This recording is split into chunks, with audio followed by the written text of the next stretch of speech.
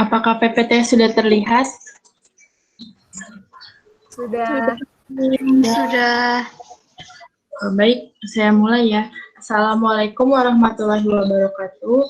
Saya Rafifah Fasya, NIM I1A019007 dari perwakilan kelompok ahli 1 akan mempresentasikan hasil diskusi kelompok 1 mengenai antibiotik.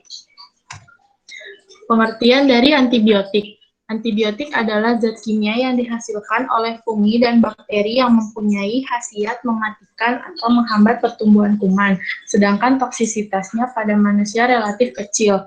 Obat yang digunakan untuk membasmi mikroba harus memiliki sifat toksisitas selektif setinggi mungkin, di mana obat tersebut harus bersifat sangat toksik untuk mikroba, tetapi relatif tidak toksik untuk hospes. Jenis antibiotik antara lain ada penisilin, cefalosporin, chloramphenicol, tetrasiklin, aminoglikosida, dan makrolida dan lincomycin. Yang pertama penisilin. Penisilin berasal dari jamur Penicillium notatum. Penisilin adalah antibiotik yang paling dasar digunakan untuk pasien yang terkena infeksi karena berspektrum rendah atau lebih sederhana dalam menghambat pertumbuhan bakteri. Mekanismenya yaitu menghambat kerja protein pengikat penisilin yang berfungsi mengkatalisis reaksi transpeptidase dalam proses pembentukan dinding sel bakteri, sehingga mengakibatkan matinya sel bakteri. Antibiotik golongan penisilin bersifat bakterisid atau membunuh bakteri, hanya bila sel-sel bakteri tumbuh dengan aktif dan mensintesis dinding sel. Contoh obatnya ada benzil penisilin. Digunakan pada radang paru, radang otak, profilaksis, penyakit sifilis, endokarditis, dan gonore.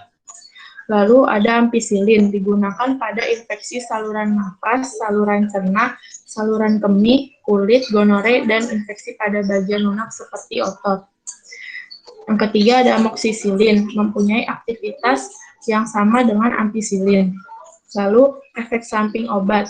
Reaksi efek samping dari penisilin adalah reaksi alergi karena hipersensitasi, shock anafilaksis, diare, muntah, nefrotoksisitas, dan neurotoksisitas. Yang kedua ada cefalosporin.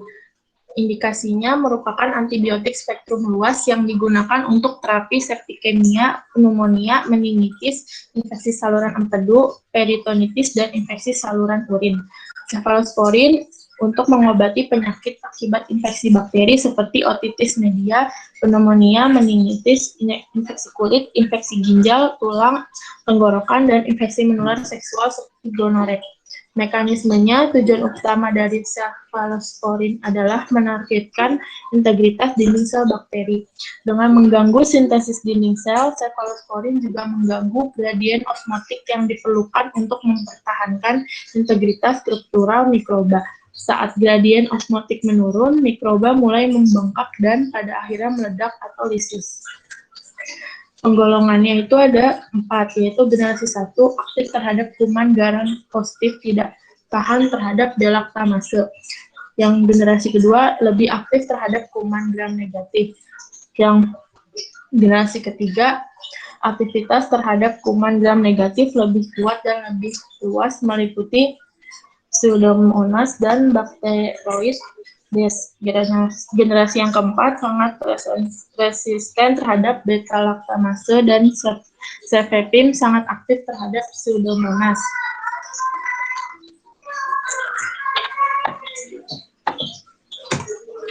Contoh obatnya dari generasi 1 ada cefazolin, merek dagangnya Cefazol, cefazolin sodium. Lalu yang kedua ada cefalexin, merek dagangnya Lexipron, Matlexin. Lalu yang ketiga cefadroxil, merek dagangnya Cefadroxil, Ancefa, Cepat, Doxef. Lalu cefaclor, merek dagangnya Sapabiotik, Chlorasef, Orifec, Mediconsef. Lalu cefuroxim, merek dagangnya Anbacin, Solosif, Octacit, dan Sarok. Generasi keempat ada cefoperazon. Lalu ada cefotaxim, ceftriaxone, ceftriaxone, cefixim, dan di dalam generasi keempat ada cefepim dengan merek dagang Cefepime, Cefemet, Futapim. Lalu ceftirom, merek dagangnya cefirame, bacterium, bioprom. Efek sampingnya umumnya sama dengan obat golongan penisilin, hanya lebih ringan seperti gangguan lambung, usus, alergi, nefrotoksisitas, terutama dalam generasi 1. Efek samping yang umum dengan cefalosporin meliputi 1. Efek gastrointestinal, yaitu mual, ruam, sakit perut, diare. Lalu ada cefalosporin suntik, seperti nyeri dan peradangan di tempat suntikan. Yang ketiga ada chloramphenicol. Indikasinya, chloramphenicol hampir tidak digunakan lagi karena toksisitasnya yang kuat, resistensi dan tersedianya obat-obat lain yang lebih efektif. Bila tidak ada pilihan lain, chloramphenicol digunakan untuk demam tifoid, meningitis, dan infeksi anaerob khususnya abses otak. Chloramphenicol terkadang digunakan secara topikal untuk mengobati infeksi mata karena mempunyai spektrum kerja yang luas. Mekanisme aksinya yaitu mekanisme kerja chloramphenicol dengan menghambat sintesis protein kuman. Obat ini terikat pada ribosom subunit 50S dan menghambat enzim peptidil graferase sehingga ikatan peptida tidak terbentuk pada sintesis protein kuman. Contoh obatnya berupa merek dagang ini ada bufacetin, colchicine, erlamisetin, humavicetin. Lalu ada cendophenicol, chloramphenicol, palmitate. Lalu ada chloramex, chloramidina, ada licoclor, dan novaclor. Lalu otolin dan Vanquin Plus. Efek samping gangguan seperti mual, muntah, diare, kandidiasis oral. Lalu gangguan sumsum tulang seperti anemia aplastik yang merupakan reaksi idiosinkrasi yang tidak berhubungan dengan dosis. Lalu toksisitas pada bayi baru lahir sehingga menyebabkan gray baby syndrome dengan ciri-ciri muntah, tonus otot menurun, hipotermi, perubahan warna menjadi kelabu, dan kolaps. Yang keempat ada tetrasiklin. Indikasinya itu infeksi saluran nafas, infeksi saluran kemih, jerawat, Helicobacter pylori, atau infeksi saluran pencernaan terutama di lambung, lalu dysentery baciller atau infeksi saluran pencernaan. Mekanisme kerja tetrasiklin berdasarkan hambatan sintesis protein pada bakteri, yaitu dengan mencegah penambahan asam amino baru pada rantai peptida yang sedang dibuat. Tetrasiklin memasuki sel mikroba dengan cara difusi pasif atau transport aktif. Contoh obatnya berikut. Generiknya tetrasilin HCl dengan merek dagang, Sarlin, Soltran 500, Super Tetra, dan lain-lain. Lalu ada oksitetrasilin dengan merek dagang, Teramisin, Corsamisin, dan lain-lain. Lalu ada odoxysilin, yaitu doxysat, dosisor, siklidon, dan lain-lain. Lalu ada minokil atau lumika, 3 silin atau 3 sil.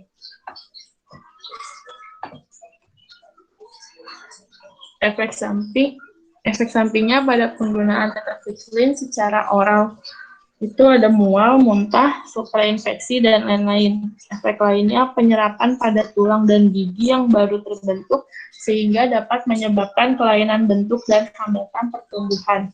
Efek lainnya adalah hepatotoksik, nefrotoksik, dan forosensitasi. Yang kelima ada aminoglikosida. Antibiotik golongan aminoglikosida dihasilkan oleh jenis fungi Streptomyces dan Micromonospora. Semua turunannya mengandung gula amino yang saling terikat dengan ikatan glikosida. Indikasinya yaitu streptomycin dan kanamisin digunakan untuk tuberkulosis, pes, tularemia secara intramuskuler. Gentamicin digunakan untuk sepsis dan pneumonia yang resisten terhadap obat-obat lain secara intramuskular, meningitis secara intratrakeal, dan tobramycin untuk pseudomonas. Gentamicin, tobramycin, ramisetin, dan neomisin digunakan secara topikal. Lalu mekanisme aksinya ini, aminoglikosida bersifat bakterisid dan merupakan antimikroba dengan spektrum luas, terutama pada bakteri gram negatif. Mekanisme kerja aminoglikosida menghambat sintesis protein kuman. Dengan cara ini terikat pada ribosom subunit 30S dan menyebabkan salah baca kode genetik yang menyebabkan terganggunya sintesis protein. Contoh obatnya yang pertama ada streptomisin. Streptomisin ini mengikat ikatan protein plasma streptomisin sebesar 35%. Waktu paruhnya 2-3 jam. Ekspresinya ini melalui ginjal di mana 60%-nya dalam bentuk utuh. Streptomisin diindikasikan untuk TBC yang resisten terhadap obat lain dan diberikan secara intramuskular. Dosis streptomisin pada pasien TBC 0,5-1 secara intramuskuler setiap hari. Yang kedua ada gentamisin. Di dalam darah, gentamisin berikatan dengan protein plasma sebesar 25%. Waktu paruhnya 2-3 jam. Ekspresi melalui kemih secara utuh 70%.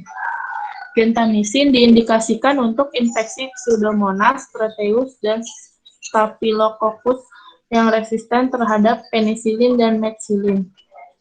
Efek samping gentamisin lebih ringan daripada streptomisin dan kanamisin. Yang ketiga ada amikacin, diekspresikan melalui ginjal secara utuh sebesar 94%. Amikacin diindikasikan untuk infeksi Pseudomonas, Bacillus gram negatif, dan bakteri yang resisten terhadap gentamisin dan tobramycin. Efek samping amikacin ini juga relatif lebih ringan dibandingkan obat golongan aminoglikosida lainnya. Yang keempat ada neomisin, yaitu neomisin campuran dari neomisin A, B, dan C. Neomisin tidak digunakan secara parenteral karena toksisitasnya yang kuat. Absorpsi neomisin peroral sebesar 3%, sehingga digunakan untuk pengobatan secara lokal. Neomisin diindikasikan untuk sterilisasi usus prabedah, konjungtivitis, dan otitis media. Efek samping dari antibiotik golongan aminoglikosida adalah alergi seperti demam, keras kulit, dan lain-lain. Yang kedua, iritasi dan toksik yang berupa nyeri pada tempat suntikan, ototoksik, nefrotoksik, dan neurotoksik. Yang ketiga ada perubahan biologi berupa perubahan mikroflora tubuh. Yang keempat ada makrolida dan linkomisin. Makrolida adalah suatu kelompok senyawa dengan ciri mempunyai cincin lakton di mana terkait gula-gula deoksi. Obat yang merupakan prototipe golongan ini adalah eritromisin yang diambil dari Streptomyces erytheus. Terdiri dari eritromisin dengan derivatnya, yaitu claritromisin, roxitromisin, azitromisin, dan diritromisin, dan juga spiramisin. Linkomisin dan clindamycin secara kimia berbeda dengan eritromisin, tetapi mirip aktivitas, mekanisme kerja, dan pola resistensinya. Lalu aktivitas dan mekanisme kerjanya. Golongan makrolida bersifat bakteriostatis terhadap bakteri gram positif. Mekanisme kerja golongan ini menghambat sintesis protein kuman dengan cara berikatan secara reversibel dengan ribosom subunit 50S.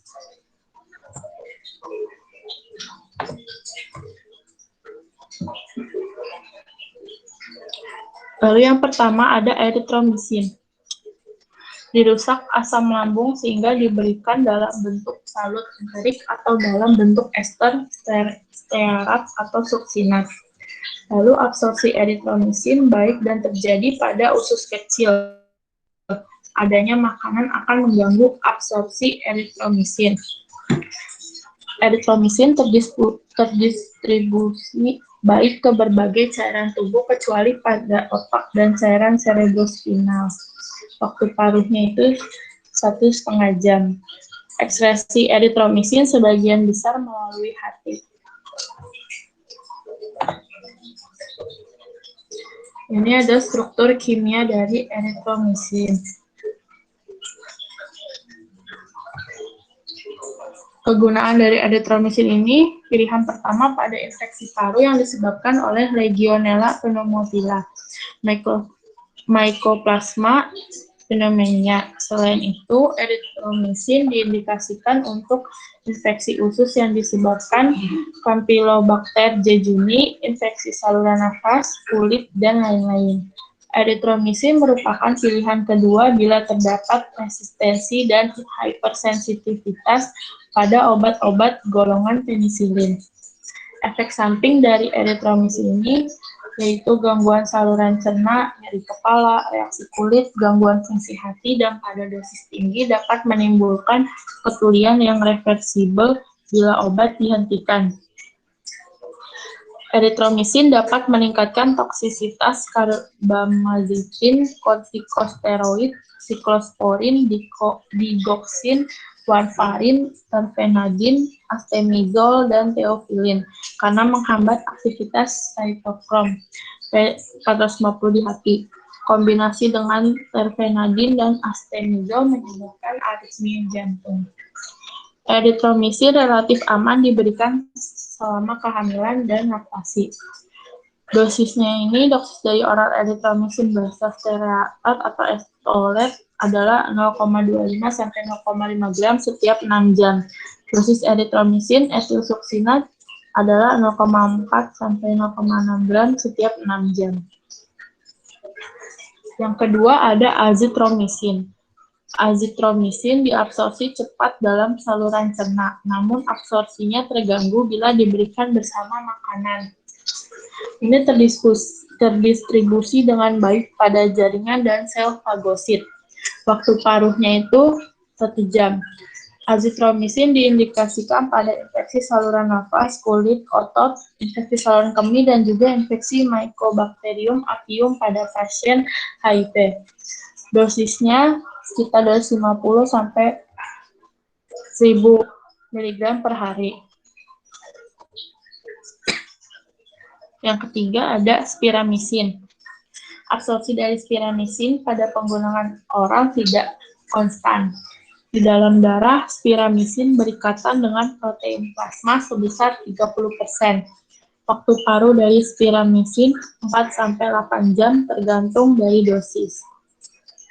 Spiramisin diindikasikan untuk infeksi mulut tenggorokan dan saluran nafas. Selain itu, juga merupakan pengobatan alternatif untuk infeksi toksoplasmosis. Lalu efek samping dari spiramisin ini relatif ringan. Spiramisin tidak dianjurkan digunakan selama laktasi. Yang keempat ada clindamycin. Pada penggunaan oral absorpsi clindamycin sampai 90%. Waktu paruh ini sekitar 3 jam. Clindamycin terdistribusi baik ke cairan tubuh, jaringan, dan tulang kecuali CSF walau dalam kondisi meningitis. Clindamycin dimetabolisme pada hati dan diekspresikan melalui ginjal dan hati. Clindamycin diindikasikan untuk akne atau topikal, infeksi anaerob berat, luka tusuk pada abdomen dan usus, infeksi saluran genital wanita, dan pneumonia karena aspirasi. Efek samping dari clindamycin ini seperti gangguan diare, mual, keras kulit, gangguan fungsi hati, neutropenia, dan juga kolitis.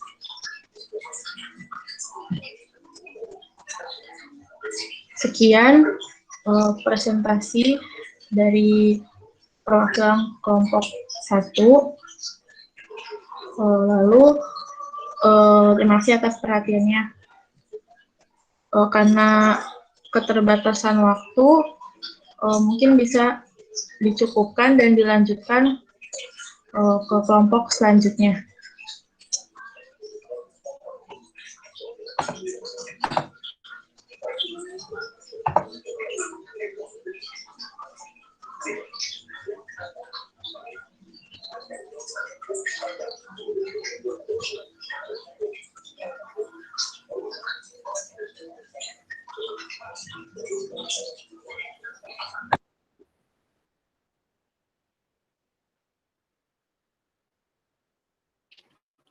Baik, sebelumnya Assalamualaikum warahmatullahi wabarakatuh.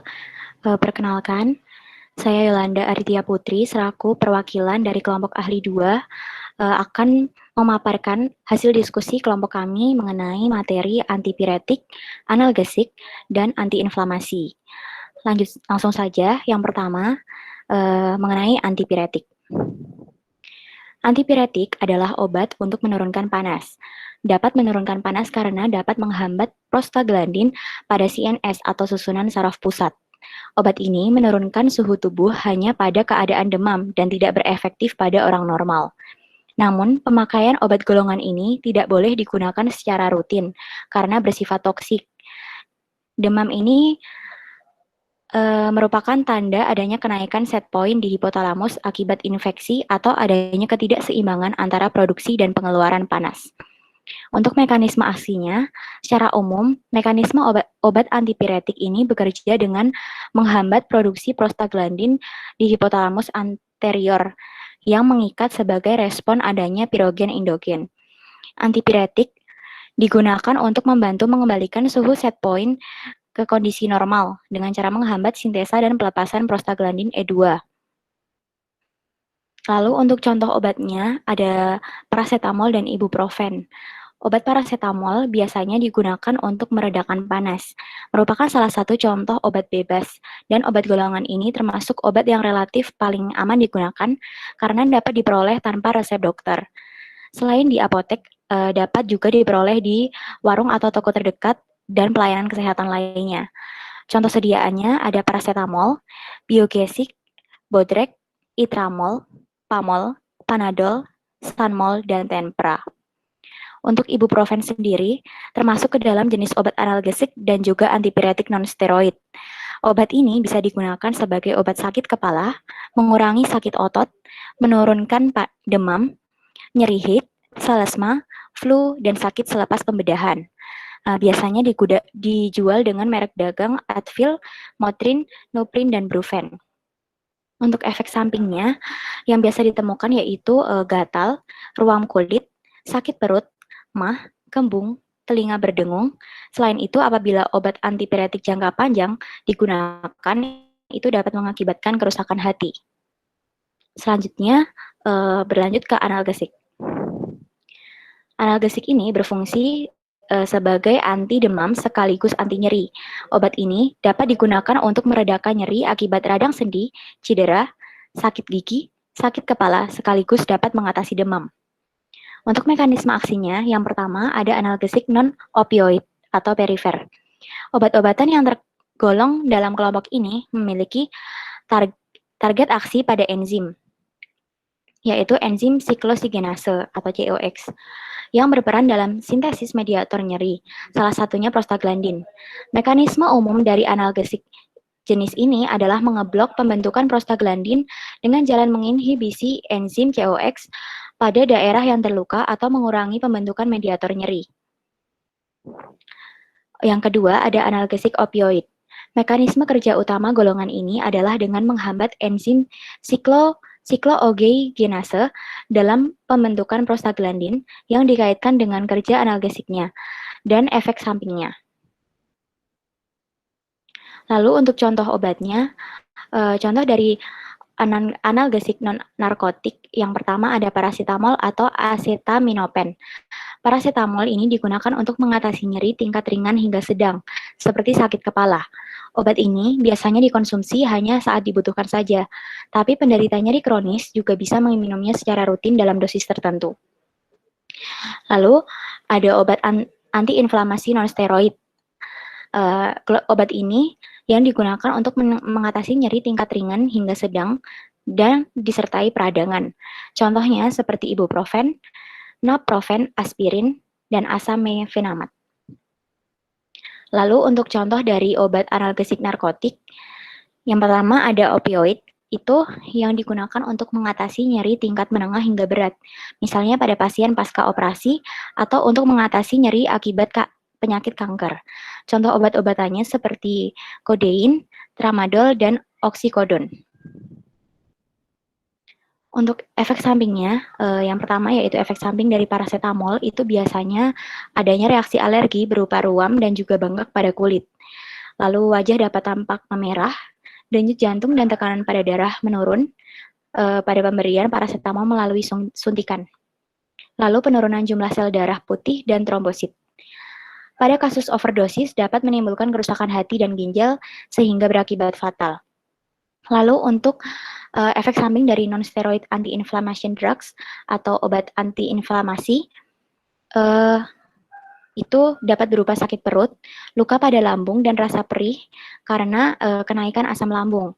Lalu reaksi alergi seperti ruam, batuk, dan pembengkakan pada tenggorokan, kepala berkunang-kunang, dan telinga pengang. Lalu untuk efek samping dari opioid sendiri, itu obat opioid ini harus dikonsumsi berdasarkan anjuran ketat dari dokter, karena penyalahgunaan obat pereda nyeri dari golongan opioid dapat menyebabkan efek samping berupa kecanduan. Jika diminum sesuai instruksi dari dokter, efek samping yang muncul biasanya tidak parah. Biasanya akan mengalami mual, muntah, sembelit, pusing, mulut terasa kering, dan mengantuk. Lanjut ke materi antiinflamasi. Obat antiinflamasi non-steroid atau non-steroidal anti-inflammatory drugs adalah kelompok obat yang digunakan untuk mengurangi peradangan, pengobatan nyeri berlanjut atau nyeri berulang akibat radang, untuk meredakan nyeri dan menurunkan demam.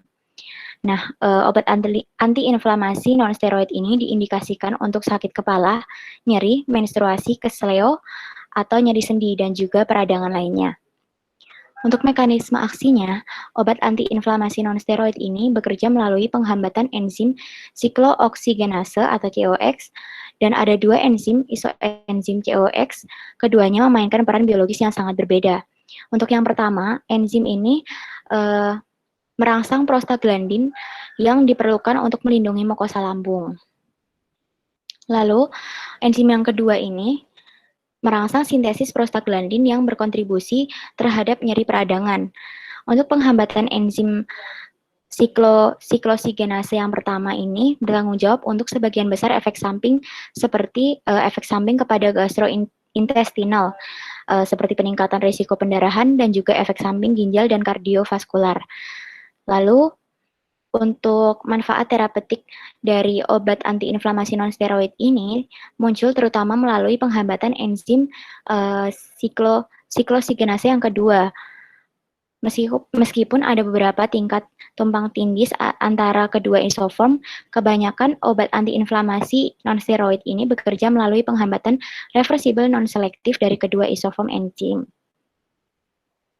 Untuk contoh obatnya, yang pertama ada piroxicam yang merupakan obat antiinflamasi yang digunakan untuk mengurangi rasa sakit, bengkak, dan kekakuan sendi akibat artritis. Dengan mengurangi gejala tersebut, kita dapat melakukan lebih banyak aktivitas normal sehari-hari. Tetapi untuk mengobati artritis kronis, sebaiknya jangan mengonsumsi obat ini tanpa konsultasi kepada dokter. Lalu ada selesosip, yang merupakan salah satu obat dari golongan antiinflamasi non-steroid yang bekerja dengan cara mengurangi hormon yang menyebabkan peradangan dan nyeri di tubuh. Obat ini digunakan untuk mengobati rasa sakit atau peradangan yang disebabkan oleh banyak kondisi seperti radang sendi, ankylosing spondylitis atau peradangan pada sendi yang mempengaruhi tulang belakang, dan nyeri menstruasi. Lalu ada indomethacin, yang merupakan obat yang digunakan untuk mengobati osteoartritis sedang hingga berat, rheumatoid arthritis, arthritis gout, serta ankylosing spondylitis. Lalu untuk yang terakhir ada obat ketorolac yang bekerja dengan cara menghambat produksi senyawa kimia yang bisa menyebabkan peradangan dan rasa nyeri. Ketorolac ini tidak menimbulkan ketergantungan. Obat ini dapat digunakan sebagai terapi tunggal atau dikombinasikan dengan obat pereda nyeri lainnya, termasuk obat pereda nyeri golongan opioid.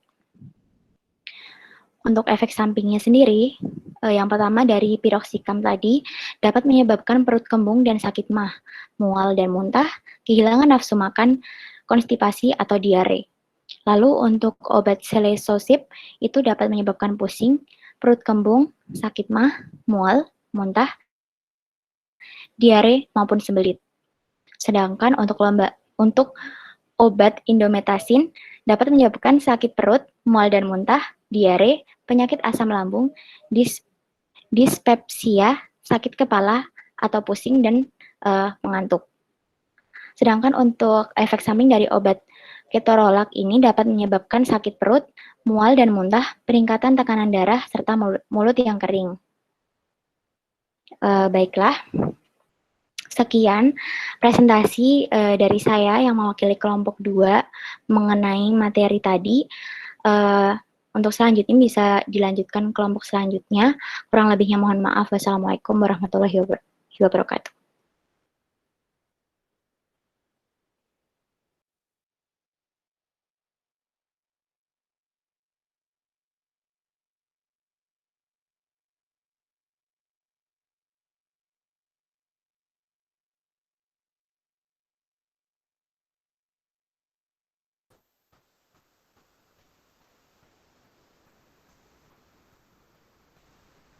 Baik, apakah PPT-nya sudah terlihat?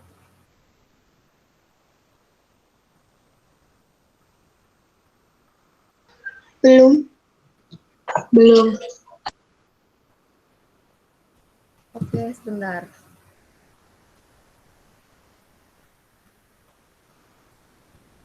Sekarang udah belum? Belum, Mel. Belum.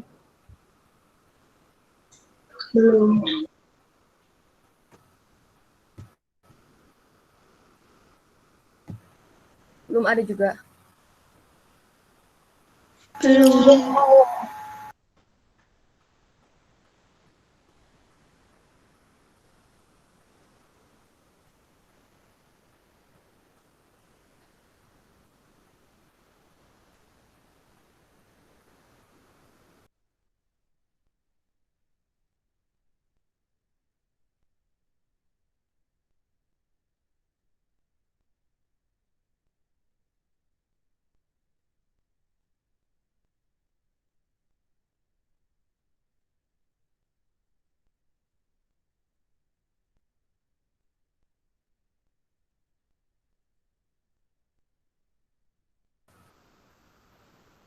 Nanti kalau udah ada bilang ya. Ini aku coba lagi.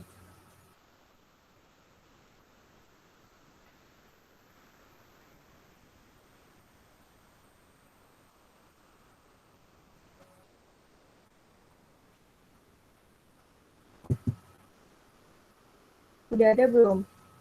Udah. Oke. Assalamualaikum warahmatullahi wabarakatuh. Saya Imelda Salsabila Elvariona, NIM 110, perwakilan dari kelompok 3, ingin mempresentasikan hasil kerja kelompok kami mengenai antihipertensi. Nah, di sini saya akan membahas indikasi, mekanisme aksi, contoh obat, dan efek samping dari antihipertensi.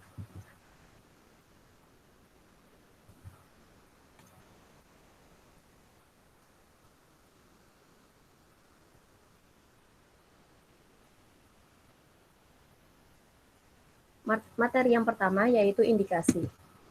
Secara umum, tujuan dari pengobatan antihipertensi adalah untuk menurunkan tekanan darah sampai batas normal agar tidak mengganggu fungsi ginjal, otak, jantung, dan kualitas hidup. Indikasi antihipertensi pada anak-anak meliputi hipertensi simptomatik, hipertensi sekunder, kerusakan organ utama yang disebabkan oleh hipertensi, diabetes mellitus, hipertensi yang menetap meskipun sudah mengubah gaya hidup, dan hipertensi paru. Nah, yang pertama itu ada dari golongan diuretik. Golongan ini digunakan untuk meningkatkan ekskresi natrium, air klorida, sehingga dapat menurunkan volume darah dan cairan ekstraseluler. Yang pertama yaitu ada diuretik tiazid. Obat tunggal pada hipertensi ringan sampai sedang atau dalam kombinasi dengan antihipertensi lain bila tekanan darah tidak berhasil diturunkan dengan diuretik saja. Contohnya ada HCT. Yang kedua itu diuretik loop. Diuretik ini Digunakan sebagai pengobatan edema paru akibat gagal jantung ventrikel kiri. Contoh obatnya ada furosemid. Dan yang ketiga itu ada diuretik hemat kalium. Fungsinya untuk mencegah atau mengurangi efek hipokalemia dari diuretik lain. Contoh obatnya ada amiloride. Golongan yang kedua yaitu angiotensin receptor blocker atau ARB. Digunakan sebagai alternatif dari penghambat AC dalam tata laksana gagal jantung atau nefropati akibat diabetes. Contoh obatnya yaitu telmisartan. Golongan yang ketiga yaitu beta blocker. Obat tahap pertama pada hipertensi ringan, terutama pada pasien dengan penyakit jantung koroner, aritmia supraventrikel dan ventrikel tanpa kelainan konduksi, pada pasien muda dengan sirkulasi hiperdinamik, dan pada pasien yang memerlukan antidepresan trisiklik atau antipsikotik. Contoh obatnya ada atenolol dan metoprolol. Golongan yang keempat itu ada agonis alfa 2 sentral. Fungsinya untuk mengatasi hipertensi pada kehamilan. Contoh obatnya yaitu klonidin untuk mengobati hipertensi dan migrain. Golongan yang kelima ada AC inhibitor. Golongan ini sering digunakan untuk krisis hipertensi dengan gagal jantung kongesti. Contoh obatnya yaitu ada captopril dan ramipril. Golongan yang keenam yaitu CCB. Digunakan sebagai obat tambahan setelah optimalisasi dosis beta blocker bila terjadi tekanan darah yang tetap tinggi, angina yang persisten, atau adanya kontraindikasi absolut pemberian dari beta blocker. Golongan ini dibagi menjadi dua, yaitu golongan dihidropiridin dan golongan non-dihidropiridin. Kalau golongan dihidropiridin itu bersifat vaskuloselektif, lebih menginhibisi kanal kalsium pada otot polos vaskular dibandingkan dengan otot jantung. Contoh obatnya yaitu amlodipin dan nifedipin. Sedangkan golongan non-dihidropiridin itu bersifat kardioselektif, artinya lebih menekan kanal kalsium pada otot jantung sehingga tidak aman untuk pasien gagal jantung akut. Contoh obatnya ada diltiazem dan verapamil. Golongan yang ketujuh yaitu alpha blocker. Golongan ini baik untuk pasien hipertrofi prostat dan memperbaiki insufisiensi vaskular perifer. Contoh obatnya yaitu ada prazosin, terazosin, dan doxazosin. Selanjutnya, golongan yang ke-8 ada vasodilator. Berupa vasodilator oral, hidralazin, dan minoxidil. Digunakan untuk pengobatan jangka panjang bagi pasien hipertensi yang berobat jalan. Sedangkan vasodilator parenteral, nitroprusid, diaktosid, dan fenoldopam digunakan untuk mengobati hipertensi emergensi dan penyekat kanal kalsium yang digunakan untuk pengobatan hipertensi berobat jalan maupun hipertensi emergensi. Contoh obatnya ada hidralazin dan monoxidil. Materi yang kedua yaitu mekanisme aksi. Nah, pada golongan diuretik, ini untuk menurunkan tekanan darah dengan menghancurkan garam yang tersimpan di dalam tubuh. Pengaruhnya ada dua tahap, yakni yang pertama, pengurangan dari volume darah total dan curah jantung yang menyebabkan meningkatnya resistensi pembuluh darah perifer. Tahap yang kedua, ketika curah jantung kembali ke ambang normal, resistensi pembuluh darah perifer juga berkurang. Contohnya yaitu bumetanid, furosemid, hidroklorotiazid, triamteren, amiloride, dan lain-lain. Golongan yang kedua itu penyekat reseptor beta adrenergik. Mekanismenya penurunan frekuensi denyut jantung dan kontraktilitas miokard sehingga menurunkan curah jantung. Lalu hambatan sekresi renin di sel juxtaglomeruler ginjal dengan akibat penurunan angiotensin.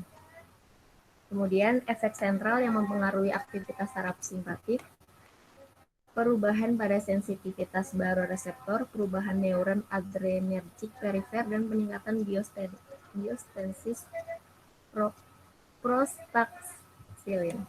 Contohnya ada propanol, metoprolol, atenolol, bectasolol, bisoprolol, dan lain-lain yang dengan belakang lol. Golongan yang ketiga ada penghambat angiotensin converting enzim.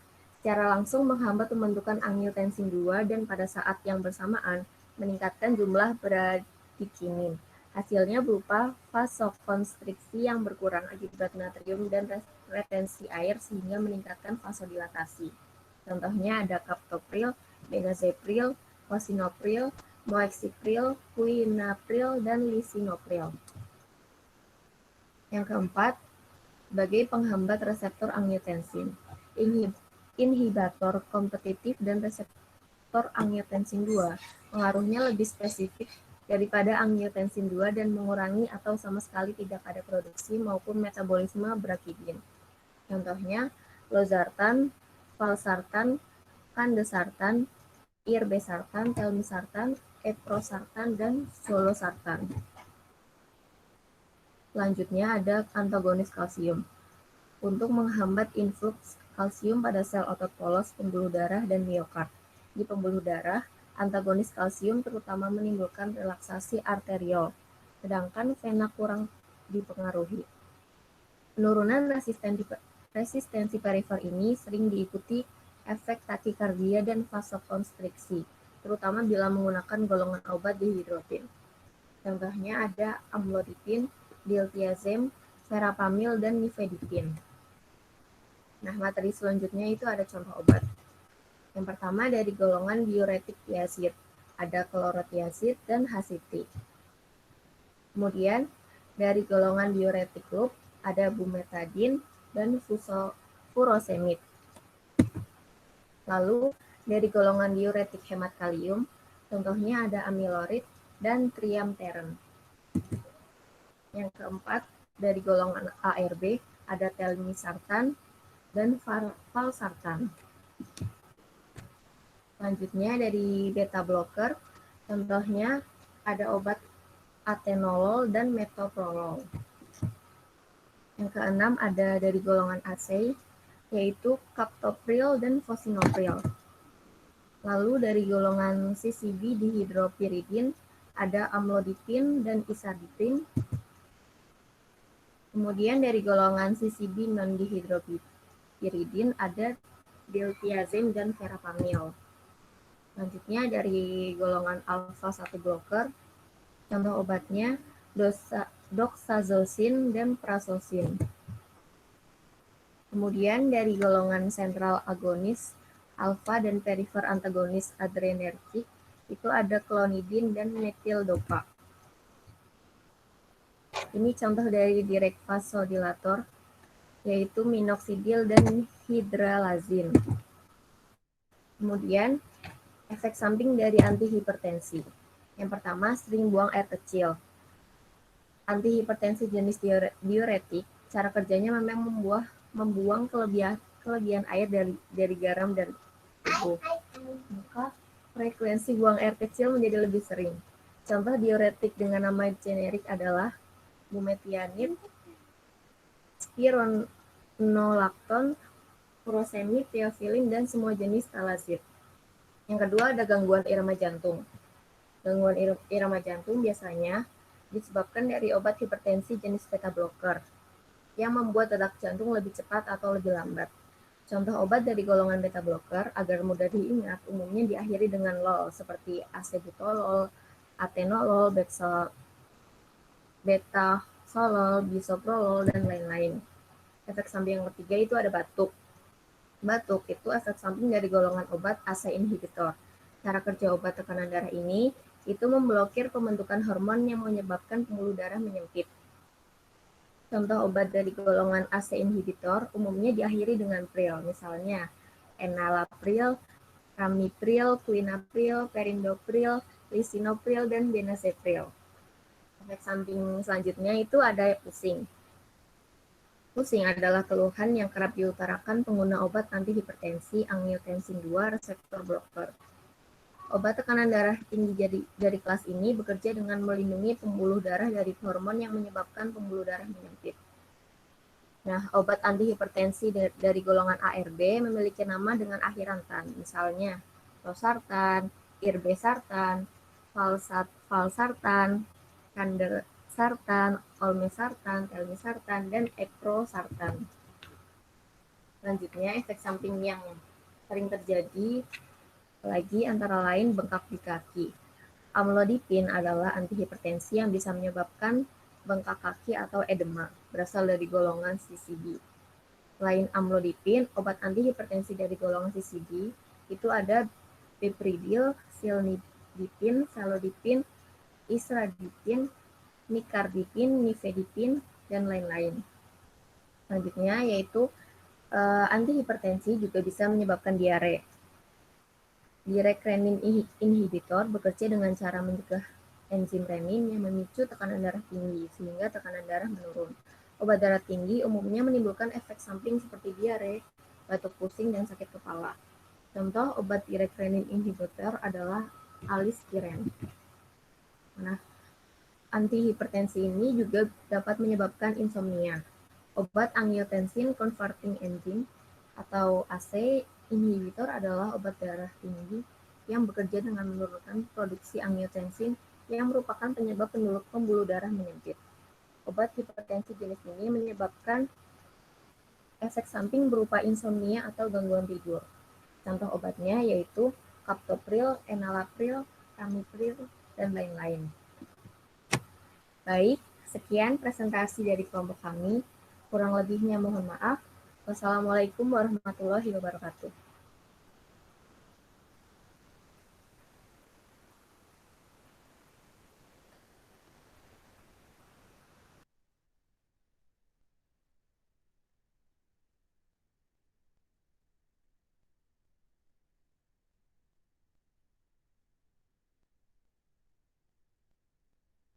Waalaikumsalam warahmatullahi wabarakatuh.